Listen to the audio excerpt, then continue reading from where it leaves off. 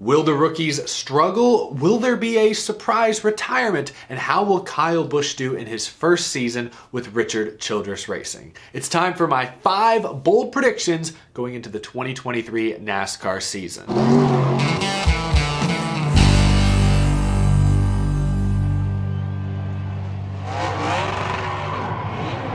How's it going, y'all? My name is Eric. Welcome to Out of the Groove. I've done one of these, I think, every year for the past 3 or 4 years, although last year I modified it slightly to 5 bold silly season predictions. This year we're going back to the basics, just 5 bold predictions going into the 2023 NASCAR Cup Series season. Now, while my goal is to make bold predictions, that doesn't mean unrealistic. I'm not gonna pick BJ McLeod to make the championship 4. Sorry, BJ. I genuinely believe that each of these predictions will come true this year. You all can be the judge at home if they're bold or not. Let's get started. My first bold prediction: AJ Allmendinger will get Kaulig Racing into the NASCAR Cup Series playoffs for the first time ever. That's right, the Dinger is back full-time in the Cup Series for the first time since 2018. He's only qualified for the Cup Series playoffs once, and it was way back in 2014 when he won that race at Watkins Glen. Most will look at the road courses first and say, well, yeah, Allmendinger has a great shot at winning one of those races and qualifying for the playoffs. There's Coda, Sonoma, the Chicago Street Course, which is new. I expect Allmendinger to adapt quickly. Indy Road Course, Watkins Glen, he's won Cup races at both those tracks before. Sure, of course, Allmendinger can win one of those races and make the playoffs. And maybe that's how he does it, but I wouldn't rule out the possibility of AJ pointing his way in or just being consistent. He made 18 Cup starts last year. I know that's not the full season, but that's a pretty hefty sample size. And in those 18 races, he had a 15.4 average finish. For comparison, his best average finish as a full-time Cup Series driver was 16.1 way back in 2011 when he drove the 43. So a 15.4, that's actually better than many playoff drivers' average finishes were last season. So I think AJ Allmendinger, while a win at a road course, maybe a super speedway, is his best shot to qualify, I won't rule out the possibility of him being consistent, maybe hanging out in the top 10 in points, and if we don't have 14, 15, 20 different winners like we did last year, maybe he sneaks into a playoff spot that way. AJ Allmendinger has proven the last couple of years that he is overqualified for the Xfinity Series. He won 5 more races last year, led the regular season points most of the summer. I'm excited to see what he can do back in the Cup Series full time. He's 41 years old, maybe at the very end of his race car driver prime, but I think he's in a very comfortable situation, a very competitive situation with Kaulig, and I think AJ Allmendinger is more experienced and more consistent than he's ever been. I believe this will be the best version of AJ Allmendinger the NASCAR Cup Series has ever seen. My second bold prediction, and maybe I'm just in a good mood this morning, but I think Martin Truex Jr. is due to have a tremendous bounce back year. Last year was not good. If we look at the stats, only 4 top 5s, an average finish of 14.9, both of those numbers, worst since 2014. Obviously, he missed the playoffs. For the first half of the year, there was uncertainty around his racing future. He didn't decide to come back for 2023 until like June. It was a devastating season for Martin Truex Jr. and many Martin Truex Jr. fans, but if we look past the main statistics, they had speed. Truex led over 500 laps, top 10 in the sport. He had the second most number of stage wins last year with 7, and he had several chances to win. Las Vegas early in the season was battling Kyle Busch late caution, restart, didn't win. He led 82 laps at Nashville. He led 172 laps at Loudon and had to watch his teammate Christopher Bell win instead. Power steering issues while leading at Darlington. Then he blew a tire while leading at Texas a few weeks later. Just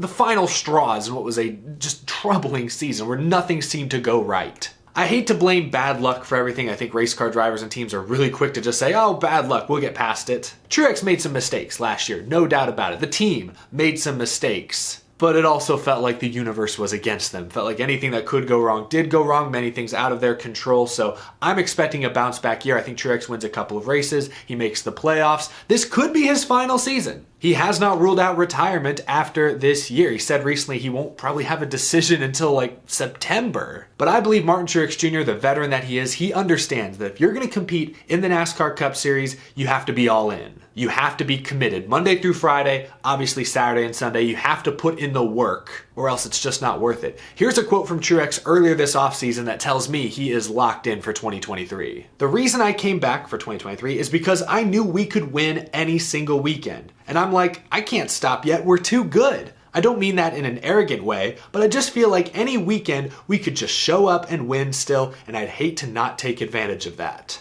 Truex knows he's in a very privileged situation, chance to win another NASCAR Cup Series title, and I think he's all in. I think he's going to make the most of it. So Truex this year, I expect him to make the playoffs, win some races, probably a couple. I'm not going to say he's going to win 3, 4, 5. He is 42 years old. He's probably just past his prime. I'm not saying it's the best Truex we've ever seen, but even 90% of Truex is better than most of the field and is capable of winning races. So I expect a bounce back year from Martin Truex Jr. in 2023. Remember, it was less than a year and a half ago that Truex was in position to win his second title until a late caution and a tremendous pit stop from Kyle Larson's team changed his fate. My third bold prediction, the Rookie of the Year battle will pretty quickly become an afterthought. Look, Noah Gragson, driving for the newly rebranded Legacy Motor Club, versus Ty Gibbs, driving for the newly rebranded number 54, sounds great on paper. Both are big personalities. Last year they dominated the Xfinity Series. Gibbs won 7 races in the championship. Gragson led the series with 8. We know they don't see eye to eye. I mean, Noah Gragson, right before the championship, literally said, quote,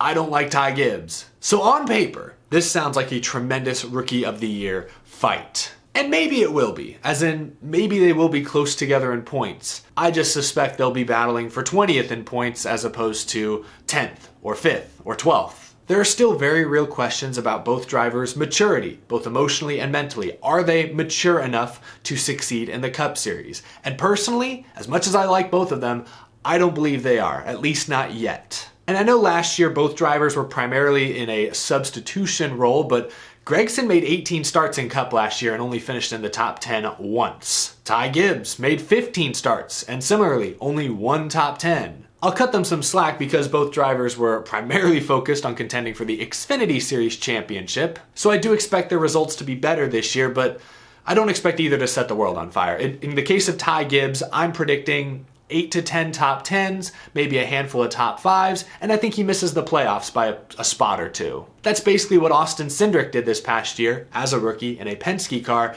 except he won the Daytona 500. Anything can happen, I suppose, but I don't think Ty Gibbs wins the Daytona 500. In the case of Noah Gragson, I don't think that Legacy 42 is quite as competitive as the JGR 54, but I still think he'll get 6 top 10s, maybe 2 top 5s, 3 top 5s. Probably finishes around 22nd in points. Bookmark this section of this video and come back to it in 6 months. See how right I am. Maybe I'll be way off, but I have a feeling I'm going to be dead on these predictions. I'm really curious. I'm going to go back to this in 6 months and see where things are tracking. Keep in mind that the 42 last year had 1 top 10 all season. It's a different crew chief. Luke Lambert's coming over to work with Gragson this year, so I expect some improvement, but I just don't think either of them are playoff drivers at this point. The field from like 8th to 25th is just way too competitive for 2 rookies who have questions surrounding them to break through in their first year. Unless they steal a win somewhere, the way Cindric stole, I don't want to say stole, but he squeaked out that Daytona win. If Cindric doesn't squeak out that Daytona win, I'd have to go back and look at the points. He was teetering around 16th in points all year long, probably doesn't make the playoffs. So it's not as easy as it looks for a rookie to make the playoffs, even in a 16-car field. Not with the amount of parity that the next gen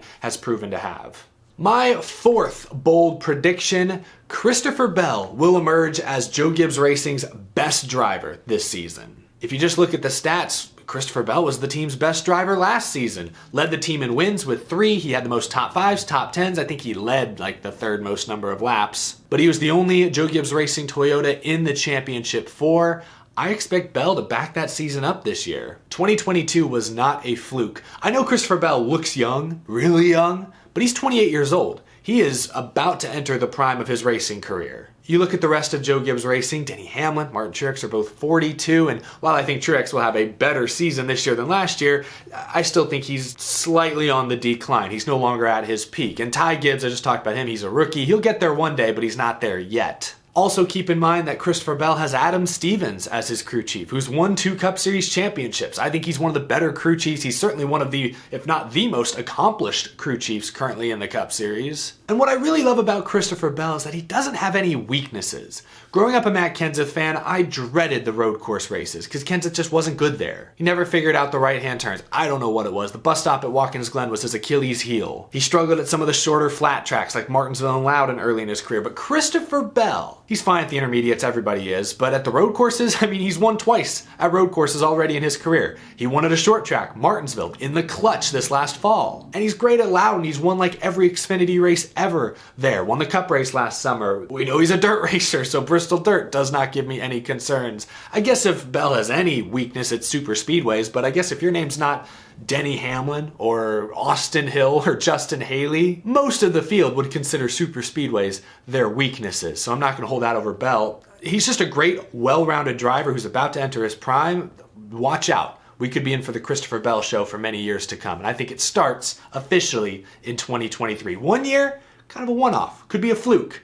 2 straight years starts to feel like the real thing. And I think that's what we'll see from Christopher Bell this season. All right, my 5th and final bold prediction: Kyle Busch is going to hit the ground running and win 4 or 5 races with RCR this year. It's been like 4 years since Kyle Busch put up those numbers, but I think he's getting into a better car than many realize. Yes, it's Richard Childress Racing, but the next gen, I think, caught them up to the rest of the pack. Both of their drivers made the playoffs last year, don't forget that. And Tyler Reddick, who drove the 8 car last year, won 3 races, could have won a handful more. Randall Burnett, his crew chief then, will still be the crew chief now with Kyle Busch. The one issue the 8 car ran into last year was DNFs. They had 9 DNFs if you include the Clash. And I know there are races like the Clash where they broke while leading. He blew a tire while leading at Fontana. He was up front at Atlanta when he blew a tire. He was up front at Kansas late in the season when he blew a tire. So if they cut back on the blown tires, and I think with a skilled driver like Kyle Busch behind the wheel, it's no disrespect to Tyler Reddick, but with a future Hall of Famer like Kyle Busch behind the wheel, hopefully the team's not